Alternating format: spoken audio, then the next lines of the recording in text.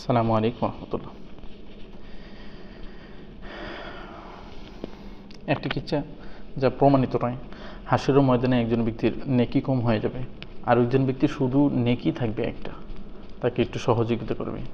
এমন একটা কিচ্ছা আমরা সচরাচর অনেক বক্তার মুখে শুনে থাকি যে হাসরের ময়দানে যখন হিসাব নিকাশের সময় হয়ে যাবে, সবাই আপনার আমলনামা এরকমভাবে পেশ করা হবে এবং ওজন করা হতে থাকবে। তো একজন ব্যক্তি এরকমভাবে নেকি এবং গুনাহের পাল্লা বরাবর হয়ে যাবে। শুধু একটা নেকির আপনার পাইলেই সে জান্নাতি হয়ে যাবে।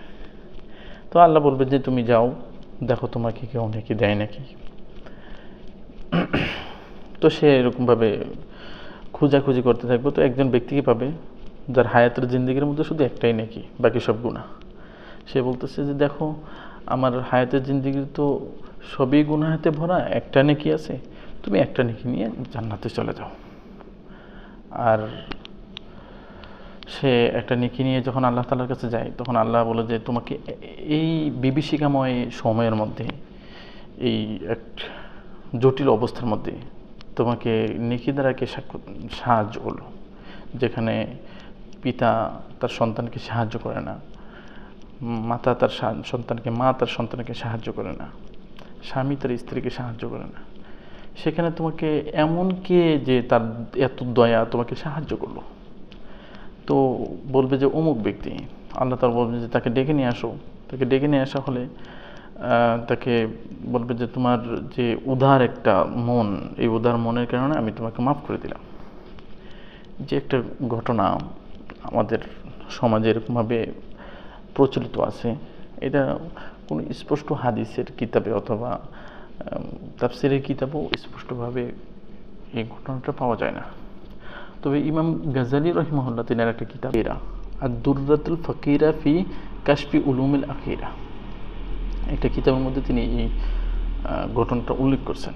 তবে এই ঘটনাটার কোনো সনদ নেই, সনদ ছাড়াই তিনি উল্লেখ করছেন। তো এই ঘটনাটার মানে সহি কোনো ভিত্তি নেই। তাছাড়াও এই ঘটনাটি কোরআন শরীফের আয়াতের আপনার স্পষ্ট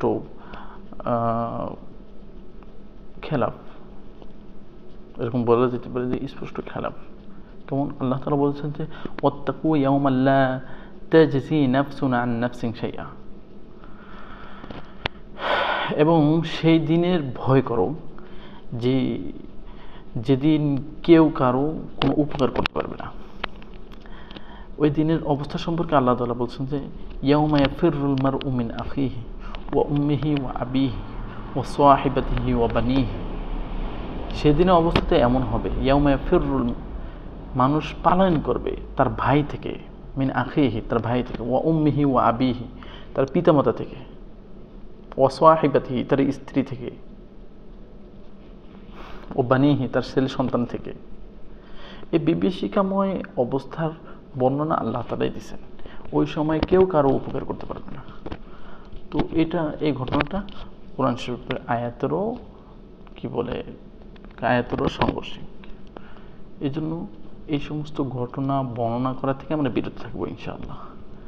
যে সমস্ত ঘটনা দেখা যায় সহিহ সনদে পাওয়া যায়, উলামায়ে কিরামদের, নির্ভরযোগ্য উলামায়ে কিরামদের সহিহ সনদে পাওয়া যায়, তাদের এই ঘটনা বর্ণনা করা। যে সমস্ত ঘটনা প্রচলিত সমাজের মধ্যে প্রচলন হয়ে গেছে, আর নিজেদের মধ্যে একটা বিতর্ক সৃষ্টি না করা, এগুলো নিয়ে উলামায়ে কিরামদের শরণাপন্ন হওয়া। তিনারা যদি বলে হ্যাঁ এই ঘটনাটা বর্ণনা করতে পারেন, তাহলে বর্ণনা করা। আর যদি বলে যে না, এটা বর্ণনা করার মতো নয়, তাহলে এর থেকে বিরত থাকে আমাদের জন্য শ্রেয়।